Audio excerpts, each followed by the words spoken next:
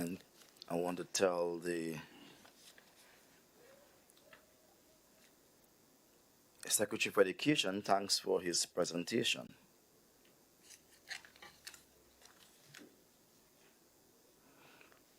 Mr. Deputy Presiding Officer, as I look at the motion,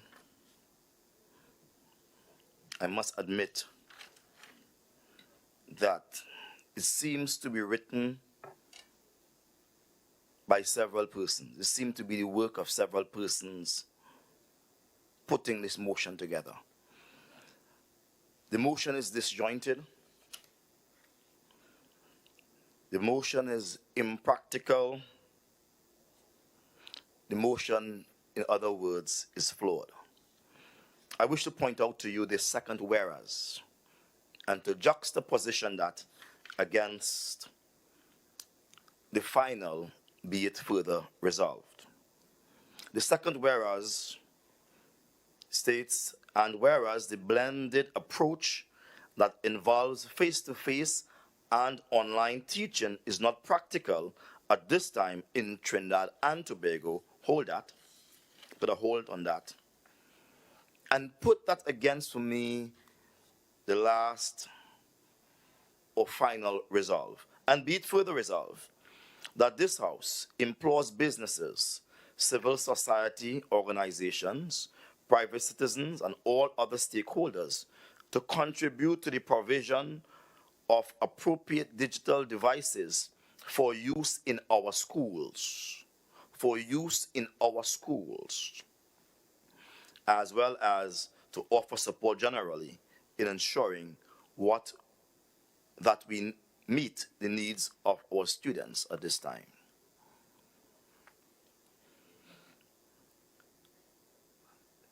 This House of Assembly is a learned house. It's a house that was created to manage in an autonomous manner the affairs of Tobagonians. Whenever you are given the opportunity to manage people, you must be clear as to what you want and what you are managing. But there is confusion here. We are saying that it is not practical at this time in Tobago to have face-to-face learning. But in the last whereas, or the last resolve, we are asking for digital devices for use in school. Not only the motion flawed, but the presentation is flawed and corrupted with high-mindedness. I sat and I listened to my colleague, the Secretary for Education. And time again, he reminds us that teachers who have challenges with the connectivity at home can go to school and they can teach from there. My question is education for the teachers or is it aimed at the students? Nothing is said about provision for students who have challenges with connectivity. The Secretary is quite clear in his mind that there are challenges with both devices and connectivity. As a matter of fact, he tried to illustrate the little challenges that places like Speyside, Roxborough, Scarborough, Palativere, Lansome would have, painting a picture of almost perfection. And if there is a picture of almost perfection, we need to ask ourselves in this honorable house, why the wide call? Why the begging? Why do you want this house to ask businesses, civil society organizations, private citizens, even private citizens, to give devices for school again? I must say for for use in school. It would have made a hell of a difference if my friend, my colleague, the secretary said homeschooling. It would have given context to the school, but he just said for school. I'm not going to put ideas in his mind, nor am I going to try to elucidate his speech, but I deal it as it comes. Mr. Deputy Presiding Officer, it is moments like these that says to me, the presiding officer had a right to resign. It's just too much confusion for any presiding officer to preside over. If I had been a presiding officer under these trying circumstances, I too would have thrown in the sponge. It doesn't make sense to come here and deal with 6 of one, half a dozen of the next. Semantics that does not add up. Allow me to paint a picture of our region. And I'll pull 2 areas of our region from which I believe we can learn something or two. Because while we are looking at the region, we are looking at Grenada, and we are looking at the back end of things. We need to look at it holistically. I would have expected from my good friend, the Secretary for Education, a more detailed approach. Himself being a teacher, himself being one of the senior members of this house, I expected more details. I expected something that would have taken all of us on a course of learning and to convince us at the end that these are the resources that are needed. With a certain level of precision, with a certain level of specificity. It was vague and somewhat opaque. In Barbados, for example, in Barbados, they have numbered the students, and they basically focus on primary and secondary, even though some mention is made of the childhood education. They have numbered the schools and the teachers. I only got from my learned friend here that 700 out of 846 teachers have been prepared for online training. We did not know what type of a rigorous program they would have gone through, how many days, and against what they are rated. We are just told they have been prepared for online training.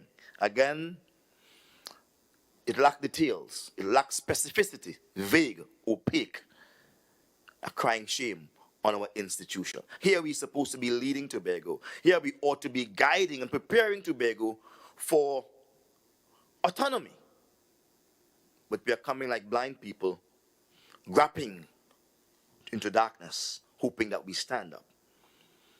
There are over 45,623 students in Barbados.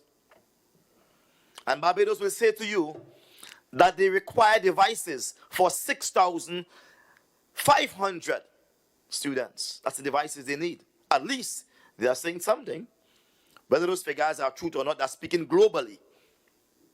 How many students there are in Tobago right now? And what is the figure? What does the figure reflect? What does it capture? Childhood education? Are they into online learning too? Or are they just running around watching Sesame Street, SpongeBob and Patrick? What are they engaging childhood education? No one's spoken of that here. Primary school, is it all students A, B, C, right up to standard 5? How many students there are in the whole of Tobago? Don't try to segmentize the thing and show us where you feel there is light. Whether it's 100% or 84% or 94%. We want to look at the thing holistically. This is the Tobago House of Assembly. And we must have respect for each other's time and the learning of each person who comes in here. We expected that. How many students? But not only did Barbados inform us That's an IDB report. I'll point it to him that he can do some reading on that when he has time. It shows that there are 45,623 students in Barbados. It does not include university students. Primary, there are about 25,039 students, both public and private. That's primary level. Secondary level, there are 20,584 students, private and public. And teachers, there are over 3,425 teachers, both private and public, including preschools. They have numbered the schools in Barbados. 101 primary schools. The way he spoke, he mentioned 5 schools, and he gave the impression that everything is hunky-dory in Tobago because we're real good here. That's not enough for the man who is managing education on behalf of 60,000 persons.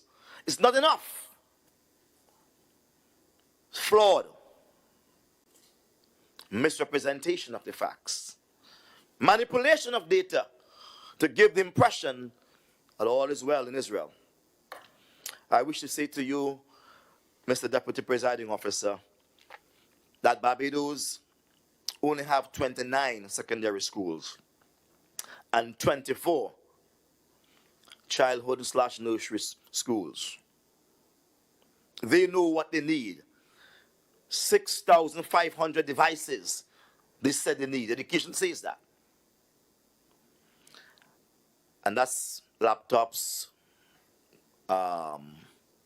iPads, whatever platforms they have, learning devices. But when coming to internet, it's another thing. They recognize that they have need for 500 internet connectivity devices. They know that. At least they say so. How many more devices do we need in Tobago? How many more? Is it 10, 5, 100? How many more? I'm ashamed this morning of my good friend.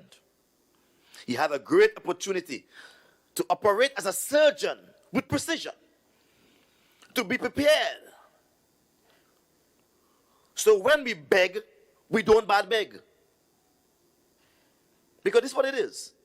This is institutionalizing begging. Where did they do with the 50 million COVID grant? No one seems to know. The beneficiaries of that money can't be found. At least, not those with school children. Let's go to Jamaica. Let's go to Jamaica. Bigger country, more complex place. In Jamaica, they have details also, compared to Tobago. We could talk Trinidad and Tobago, but let's talk Tobago. They have a program they feature ever so often. Let's talk Tobago. But Tobago ain't saying nothing. In Jamaica, there's 162 primary schools, public and private, 162. In those 162 primary schools, you will find 9,560 teachers. They are big on education. And those 9,560 teachers, they are responsible for the lives of 236,160 students. You can imagine that? That's a hell of a thing, eh? That's what they're dealing with. In the high schools, there are 791 secondary schools. 12,700 teachers who are responsible for 214,000 students. So what they are doing, they have their own program as opposed to Barbados. They have a Google G Suite program that they're working with. What Jamaica government is doing, they have gotten some of the service providers, the Flow, the Digicel, etc. And they have provided free internet to certain websites. We're talking about 30 websites. You want to talk CXC? You want to talk different education websites? You can go there free. Free, free, free. They call it a zero-rated data plan. That's what they refer to. And yet for persons who are already on them, you can pay something and get a little extra benefit. But even if you don't have, whether you're a customer or not of Digicel in particular, whether you're a customer or not, you have access to these websites. What are we doing here? I did not hear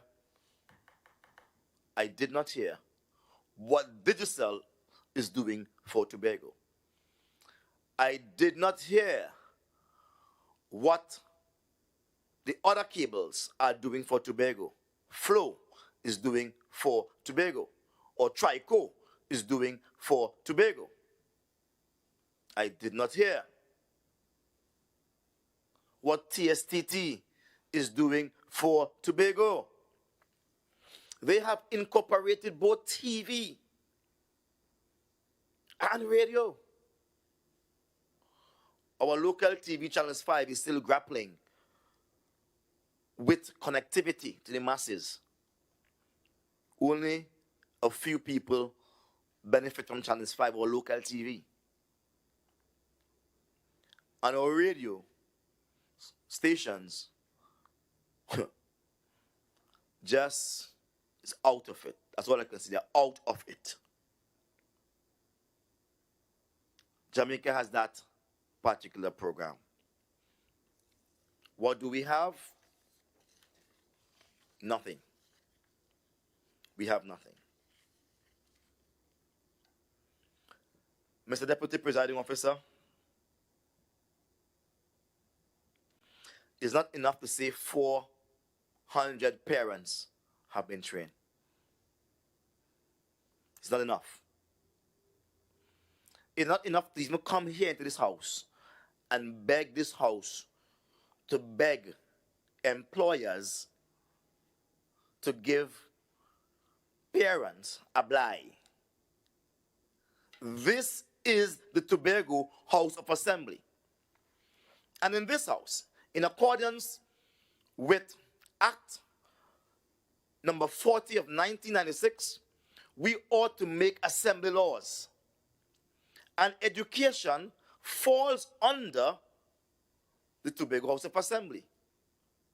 So does health services. In a particular act, I can't remember the act now, Tobago House of Assembly was made an employer by the Republic of Trinidad and Tobago. So Tobago House of Assembly is an employer, just as Service Commission. When you are an employer, you have the right to say to the employed that if your child has online lessons and there's no one to supervise that child, you have time off to go. But again, they have not reached that state of self-actualization. They are still grappling with physiological needs. Where to sit down. I want a cushy-mushy office. I want a car to drive. That's what the assembly is now grappling with. Physiological needs. Not the point of self-actualization, where they want to do the work just for the work's sake. I long to see a House of Assembly. Maybe it will be the next assembly, and I would to God they would announce the date today. That we would have the chance, the Progressive Democratic Patriots would have the chance to create an assembly that is driven by the dictates of our people, the need to serve. And when we serve, we will actually feel as if we are fulfilling our purpose. Because our purpose is not a fancy office, a big house, down lowlands, or a BM 6 Series. It's not that. It's about the people of Tobago. Bringing education, bringing healthcare, bringing COVID grants to them, ensuring they are safe. By the way, I heard that another case in Tobago again today, COVID case.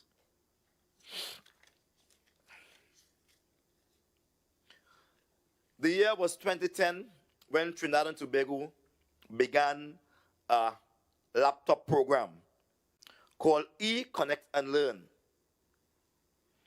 That program... Remember, you have 10 minutes of your original speaking time remaining. Thank you, Mr. Deputy Presiding Officer. In 2010, this country began a laptop program called E-Connect and Learn. It was initiated by the government of that time. It is said between,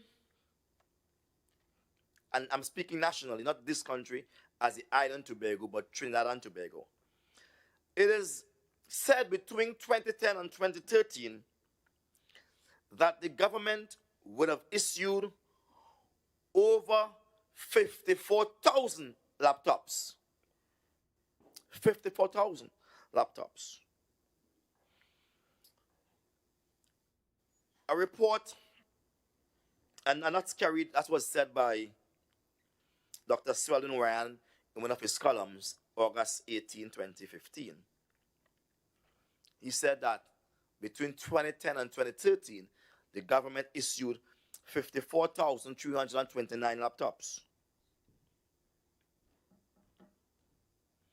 The question is, how much laptops did the Tobago House of Assembly under the Ministry of Education distribute?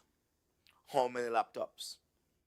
I read somewhere where Royal Bank issued some $1 million for some 300 laptops. But is it 300 enough? How many students do we have in both primary and secondary schools? How many laptops did the Division of Education issue to Tobago people? And what were the criteria for the issuing of these laptops? Because we are hearing through the grapevine that if you belong to a particular organization, you're getting laptop easy. As a matter of fact, we have heard you're getting more than laptops. You're getting money to buy fridge, money to buy stove. And you're getting about 50,000 to repair a roof. But what about laptops? What about laptops? This is a crisis where those who are responsible for the next generation are now engaged in e-learning, online learning. We must ask a question to this house. How many laptops were distributed? We want to find out how many parents are living in homes without electricity. How many homes are without electricity? We want to find out the data so we can speak to TNTech and under the self-help program have those homes wired. That should be the conversation. We also want to find out who are we catering for with laptops? Is it from ABC, preschool, to secondary, to university? These are important questions. The Prime Minister, in responding to the laptop program in the Parliament, stated that there is no statistically significant impact. It has no statistically significant impact on the students' performance. He was responding to a report that was done regarding the E-Connect and Learn program. He also questioned the relatively high dissatisfaction with the provision of the internet service. I have had to buy some mobile devices and distribute to people within my community. Not only did I have to buy those devices, I have to pay the bill also. It's a 2-year contract with B Mobile. Did the Ministry of the Division of Education think about that? At least having these parents bring their children to school and have some social distancing so they could sit down and benefit from the Wi-Fi that is being there and used by no one now but gargoyles and zombies. As I close on this, Mr. Deputy Presiding Officer, I wish to say that we do not support this bill in its current form or this motion in its current form. We would seek to amend this. All right? And I'm timing myself at the end of the day. How much more time do I have currently? 1 minute? Actually, you have 4 minutes remaining. Lovely, thank you. I will try to do that for minutes. Thank you much, sir.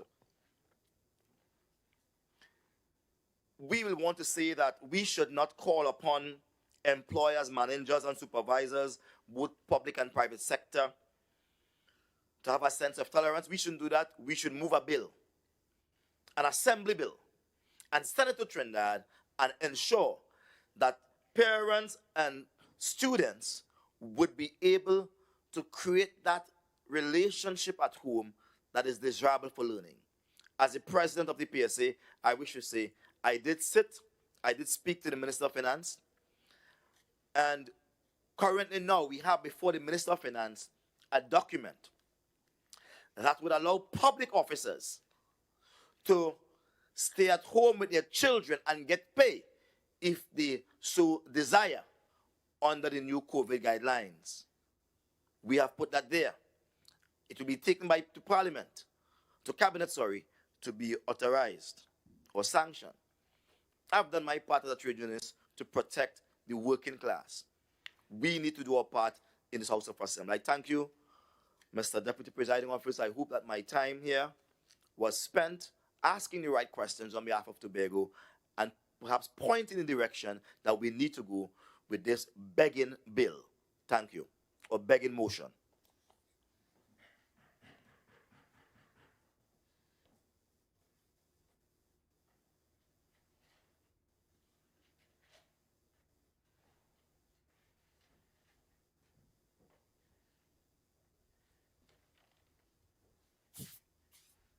Member for Plymouth Golden Rain and Assistant Secretary in the Division of Education, Innovation and Energy, Assemblyman Marisha Osman.